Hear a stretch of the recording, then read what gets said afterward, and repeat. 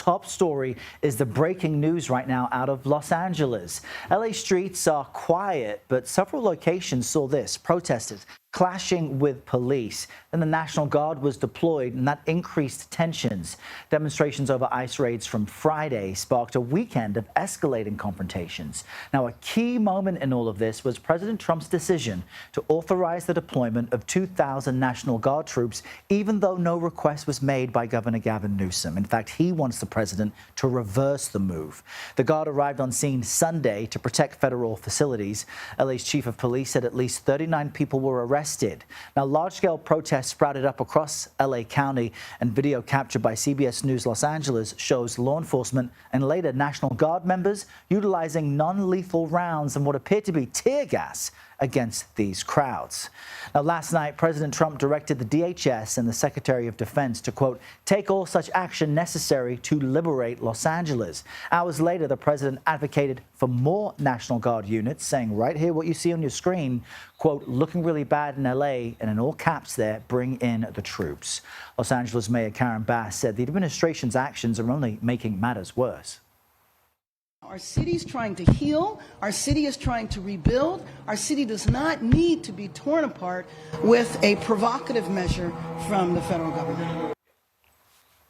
All right, let's bring in CBS News correspondent Elise Preston at a flashpoint scene there in L.A. Elise, good morning to you. We see the cops behind you. Just help us understand how things escalated since the end of last week and the pockets that the unrest was limited to in the city. Yeah, Errol, this was definitely in pockets. If you were out and about on Friday, you may not have known that some of this chaos erupted. We are right here in downtown LA. Right behind me, as you can see, the police vehicles and sheriff's vehicles are blocking off this intersection. This has been, as you said, a main flashpoint for all of this chaos. Right here is the federal building where a detention center is. And so there have been protests here virtually all weekend. And this is where a lot of the violence that we saw erupted occurred. Now, if you take a look back this way, you can see again that it is blocked off. But we were in that mix just yesterday as folks at first were peacefully protesting. And then all of a sudden, there was a shift where there was some danger involved. We saw pepper spray deployed. We heard rubber bullets set off. You can even take a look at this reporter. We have that video. This reporter who is here, she was struck by a rubber bullet. Now, we were actually right by that reporter.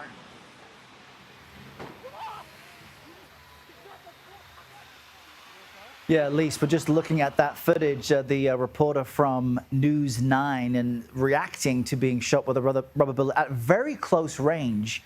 Now, when you see that footage, it's alarming, and there's someone near you now trying to protest, which we should just make clear to our viewers. This is live television, and at least we want you and the crew to stay safe. But clarify this for us. Most of the city is still functioning as normal. So what is the mood when it comes to the administration moving these National Guard troops in, even though no request was made? Yeah, the city is functioning as normal. Errol, I don't know if you can hear this traffic right by me, but it's traffic as usual. It's rush hour this morning in LA. So people are on their way to work. This highway was shut down by protesters. Hundreds of protesters actually flooded this overpass and then got onto the highway. So that was shut down.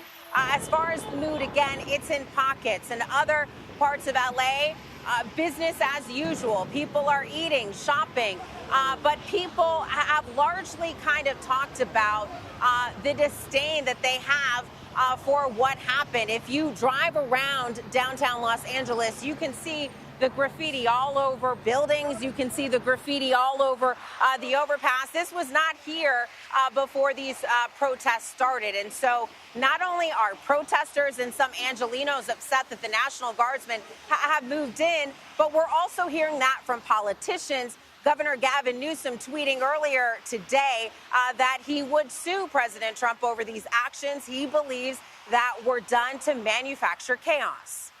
And that concept of manufacturing chaos is key. This is a fight taking place on the streets of people demonstrating all the way to the highest levels of government. Elise Preston, we know you've got security there with you, keeping you safe. We'll stay close to you. Thank you for your reporting.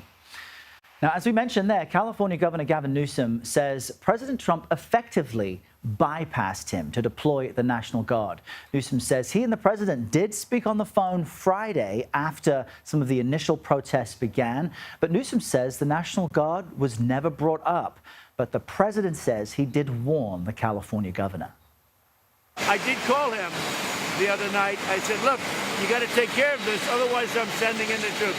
That's what we did. We're not going to let this happen to our country. We're not going to let our country be torn apart. CBS News congressional correspondent Nicole Killian is covering the White House for us this morning and joins us with more on this. Good morning to you, Nicole.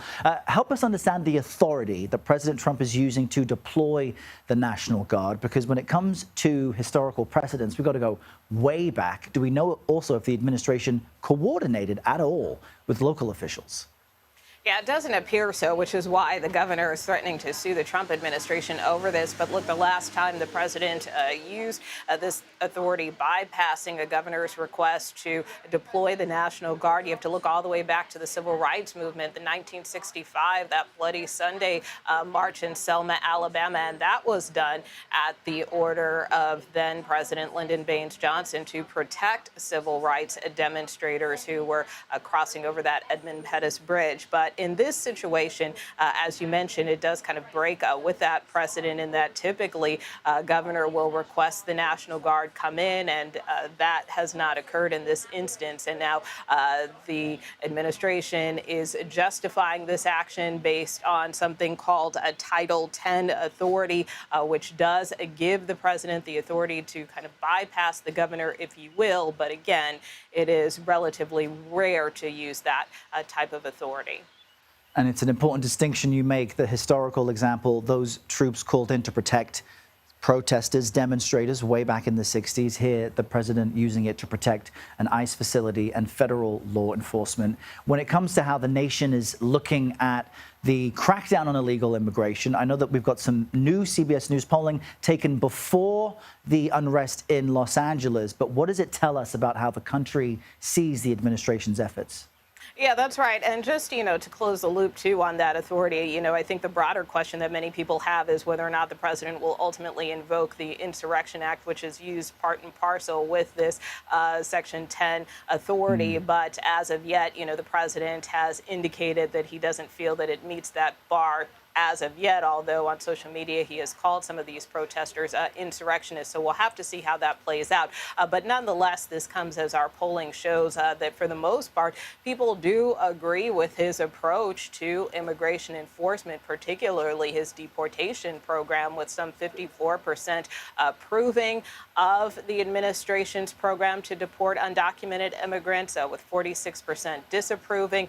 And then, what's interesting here is that 49% believe that the administration is trying to deport more people than you expect. So while people feel that, yes, this is the right thing to do, they feel that it's making the country safer. At the same time, some do acknowledge that they feel more people are being deported than expected. So kind of a split decision, if you will, in terms of how some are perceiving this. Obviously, we are seeing this also split along party lines here in Washington, with many congressional Republicans defending the president's actions, even potentially putting Marines on standby if violence increases, whereas Democrats feel that the president has really overstepped his authority here, and they believe that it is hypocritical and an abuse of power. And one final news item for you, Nicole. We know that the travel ban, the new President Trump travel ban, goes into effect today. Which nations are impacted, and how will that be enforced? Yeah, that's right. This is something that the administration recently announced in the wake of that horrific terror attack out in Boulder, Colorado. So this is a new travel ban taking effect, impacting some 12 countries, mostly in the Middle East and Africa, where those citizens will be barred from entering the United States. Important to note, though, that Egypt is not on this list, even though that terror suspect was from Egypt. There are some additional restrictions from a handful of other countries as well. But of course, this all comes as the administration continues to try to ratchet up its immigration enforcement. And certainly in this case, a little bit more notice being provided compared to the president's first term when that travel ban was enacted, creating a lot of chaos at airports around the world. Yeah, we remember that. Nicole Killian with all the latest from the White House. Nicole, thank you. You bet. At this point, let's bring in CBS News legal contributor Jessica Levinson. You're going to help us break down some of the legal implications of what's happening in your neck of the woods, Jessica, in Los Angeles. Good morning to you. We mentioned a moment ago that Governor Gavin Newsom said effectively that President Trump is violating his state's sovereignty by sending in the National Guard. We heard Nicole Killian there outline the legal basis for what the president is doing. But help us understand that, because the feds do have specific rights to take this type of action, but it's limited. That's right. So what we have here is a battle between the federal government and California.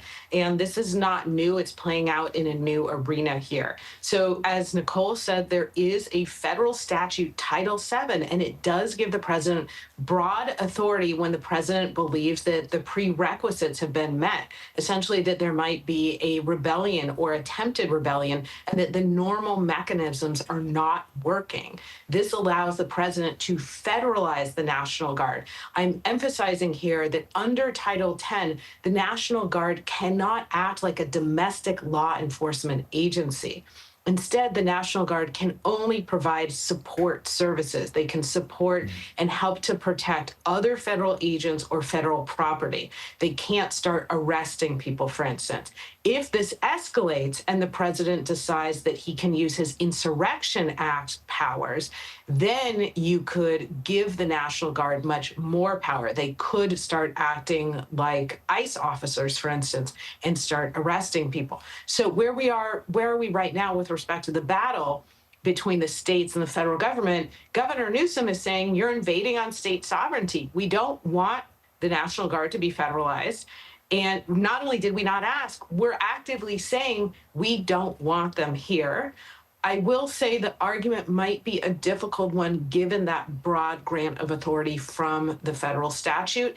It might be, if we get there, a stronger argument if the president decides to try and use his Insurrection Act authority. And as you well know, there's the legal argument, and then there's the way that these images just play out visually on news outlets and in people's feeds. These protests initially began over what seemed to be a series of ICE raids that were targeted but visible both Thursday and Friday. What are we hearing from law enforcement and immigration advocates about that initial effort? Because I think for the Gavin Newsoms of the world, they wanted, the claim is, the administration wanted the conflict so they could come in and show force, while people locally in LA are worried about the safety and the accuracy of these raids. Right. Well, or maybe even more simply put, critics of the president, and not to say that you put it in a complicated way at all, but critics of the president are arguing that this is a manufactured situation so that he does have the power to ultimately say, look at all this chaos, that first it was the ICE raids that were highly visible. Then it was the response to the protests. It was federalizing the National Guard. Is it next then saying the federal guard is going, the National Guard will have the power of any federal law enforcement agents, which again suspends something called posse comitatus, which says that the military isn't supposed to act as a domestic law enforcement agency. All of which is to say, critics of the president are saying, based on public comments he made during the campaign, that he has been ready, willing, and able to not just send in the National Guard, but to pull the cord and say, I want to use the Insurrection Act authority to put down any sort of what he would view as violent uprisings, what other people initially viewed as protests. So I would say, just in terms of the legal analysis, every time things ratchet up, that arguably gives the president more power. All right, Jessica Levinson with really important legal insight into all of this. I'm certain we'll be speaking to you more throughout the week. Jessica, thanks so much.